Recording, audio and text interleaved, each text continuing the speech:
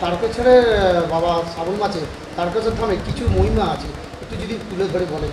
মহিমা দেখুন, বাবা তারকনাথের মহিমা সারা মাসই রয়েছে, কোনো বিশেষ শ্রাবণ মাস বলে নয়। এখানে যাত্রীরা যে মনস্কামনা নিয়ে আসে তাদের মনে এটা হয়ে থাকে যে না, আমার মনস্কামনা পূর্ণ হবে, সেইভাবেই তারা এই ধামেতে আসে। বিশেষ করে বাঙালি সম্প্রদায়, এখন তো বাঙালি সম্প্রদায় ছাপিয়ে অন্যান্য সম্প্রদায় যে আছে সেই সম্প্রদায়ের লোকেরাও তারকেশ্বরে আসছে এবং তাদের শ্রদ্ধা সমর্পণ করছে। এবং শ্রদ্ধা সমর্পণ করার সাথে সাথে তাদের যে মনস্কামনা, সেই মনস্কামনা প্রার্থনা করছে। তারা মনে করে যে আমার মনস্কামনা নিশ্চয়ই পূর্ণ হবে। এই মাহাত্ম্য বসে তারা এই শিবধামেতে আসে। এটা কি শুধু মানে আমাদের হুগলি জেলার তারকেশ্বর ধামে হচ্ছে, না অন্যান্য রাজ্যেতেও হয় বা অন্যান্য বিভিন্ন যে অঞ্চলে? বাবা, কথা হচ্ছে পশ্চিমবঙ্গে কয়েকটা শিবক্ষেত্র আছে, তার মধ্যে দার্জিলিং ওখানে জল্পেশ্বর আছে, তারকেশ্বর হুগলি জেলায় আছে। তারকেশ্বরটা কিন্তু পশ্চিমবঙ্গের প্রসিদ্ধ শিবক্ষেত্র। যত শিবস্থান আছে পশ্চিমবঙ্গে, তার প্রতিভূ হিসাবে বা কোনো কিছু হলে তারকেশ্বরেরই অনুমতি নিতে হবে হাইকোর্ট থেকে, কোর্ট থেকেও সেটা বলা আছে। কোনো সমস্যা হলে তারকেশ্বর বাবা তারকনাথের ওখানে গিয়ে বিশেষ করে আমার কাছে আসতে হবে তার সমাধানের জন্য।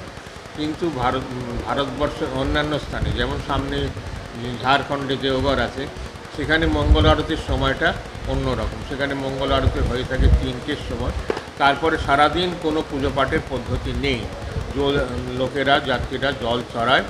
রাত্রিবেলা একবারে শয়ন আরতি হয়। ওখানে ভোগের কোনো তেমন ব্যবস্থা নেই। ভোগের যেটুকু ব্যবস্থা আছে সেটাই আরতির সময় হয়, মাঝে কোনো কিছু হয় না, যার ফলে ভোগ যাত্রী অনবরত জল চড়াতে পারে। কাশীতে মঙ্গল আরতি এই শ্রাবণ মাসেতে সাধারণভাবেতে রাত্রি 2টোর পর থেকে 3টের মধ্যে হয়ে থাকে। তারপর যাত্রীদের জন্য জল খুলে দেওয়া হয় মন্দির। সারাদিন জল চড়াতে পারে সেই চোঙার মাধ্যমে। সব জায়গায় চোঙার মাধ্যমে প্রথম চোঙা চালু হয় তারকেশ্বর মন্দিরে। আর দেখা দেখি দেওঘরে যে চোঙা চালু হয়েছে, এবং এখন আপনার বেনারসে তো কাশী বিশ্বনাথে তো চোঙা চালু আছে। চোঙা সিস্টেমটা মন্দিরের ভেতরে যাতে ভিড় না হয়।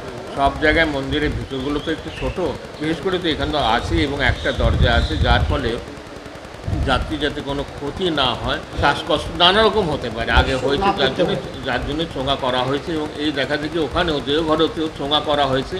ভেতরটা যদিও প্রশস্ত আছে, কিন্তু ভেতরে গেলে অসুবিধা হতে পারে, বহু যাত্রী তো ওখানে। আর কাশিতেও তাই করে দেওয়া হয়েছে ইদানিংকালে, আগে ছিল না, এখন করা হয়েছে। অমৃত যোগ, মহেন্দ্র যোগ এটা প্রতিদিনই থাকে, পাঁজিতে সেসব দেয়া থাকে, পঞ্জিকায় দেয়া থাকে। এবার অমৃত যোগ, মহেন্দ্র যোগ বলে কোনো বিশেষ নয়, সবটাই তো যোগ। যোগ ছাড়া তো কিছু নেই। এবার মানুষ যেভাবে গ্রহণ করবে সেইভাবেই সেটা মেনে নিতে হবে। না, আমি অমৃত যোগেতেই জল চড়াবো, সে অমৃত যোগে জল চড়াতে পারে। কেউ মহেন্দ্র যোগকে করে। সূত্র বলে সময়ের ওই যোগগুলো ভালো, হ্যাঁ, জ্যোতিষ মতেতে ওই যোগগুলো ভালো। অমৃত যোগী বলা হোক কি মহেন্দ্র যোগী বলা হোক, এগুলো জ্যোতিষ মতে মূলত জলটাই হচ্ছে মূলে।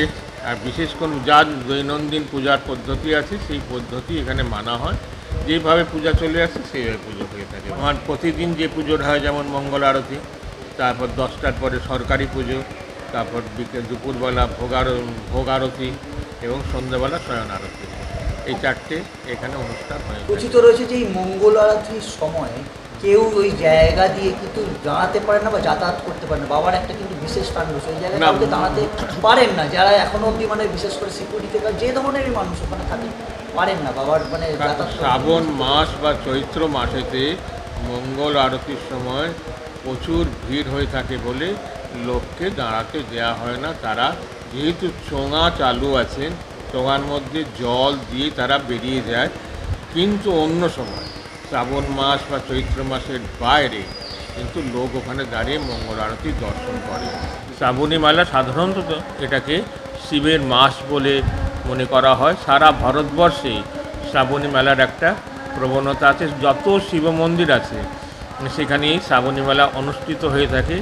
বেশিরভাগ জায়গাতে কাঁওয়ারিয়া বলা হয়, মানে এই জলযাত্রী যেটা এখানে বাঁকে করে জল নিয়ে আসে, সেটা বাইরে হিন্দিভাষী অঞ্চলে কাঁওয়ারিয়া বলে। দেওঘরেতে, বেনারসিতে, উজ্জয়িনীতে, যেখানে যত শিব মন্দির আছে সেখানেই কাঁওয়ার যাত্রা হয়ে থাকে এবং বহু লোক শিবের মাথায় জল চড়ায়। যেহেতু শিবের মাস বলে প্রসিদ্ধি আছে, যদিও আদি মহাদেবের কোনো মাস বা বার থাকে না, তিনি তো আদি এবং অনাদি, কিন্তু একটা প্রচলিত ধারায় এটা শ্রাবণ মাস শিবের মাস, জন্ম মাস বলা হয়ে থাকে এবং সোমবারটাকে শিবের জন্মদিন বলা হয়ে থাকে, যার ফলে সোমবারে শ্রাবণ মাসে ব্যাপক ভিড় সর্বত্র হয়ে থাকে। মাসের এটা তৃতীয় সোমবার এবং শুক্লপক্ষের প্রথম সোমবার। সেই হিসাবেতে শুক্লপক্ষে যে ধরনের ভিড় হয়, এবারে তার থেকে ভিড় বেশি হয়েছে, অনেক বেশি হয়েছে। আগামী সপ্তাহে যে সোমবার আসবে সেটাতে আরও বেশি ভিড় হবে এইরকম অনুমান করা গেছে এবং তার জন্য ব্যাপক ব্যবস্থা গ্রহণ করা হয়েছে সব দিক থেকে, প্রশাসন থেকে শুরু করে আমার পৌরসভা এবং প্রতিষ্ঠানের তরফ থেকে যাবতীয় যত রকম ব্যবস্থা নেওয়া যায় সুশৃঙ্খলভাবে মেলাকে পরিচালনা করার জন্যে, এবং যাতে কোনো রকম কোনো মানুষের কোনো দুর্ঘটনা না ঘটে, তারা নির্বিঘ্নে বাবার এখানে এসে তাদের শ্রদ্ধা সমর্পণ করে এবং নির্বিঘ্নে বাড়িতে ফিরে যেতে পারে, তার ব্যবস্থা সরকারের তরফ থেকে, এমনকি কেন্দ্রীয় সরকারের তরফ থেকে রেলের মাধ্যমেতে সব ব্যবস্থা গ্রহণ করা হয়েছে।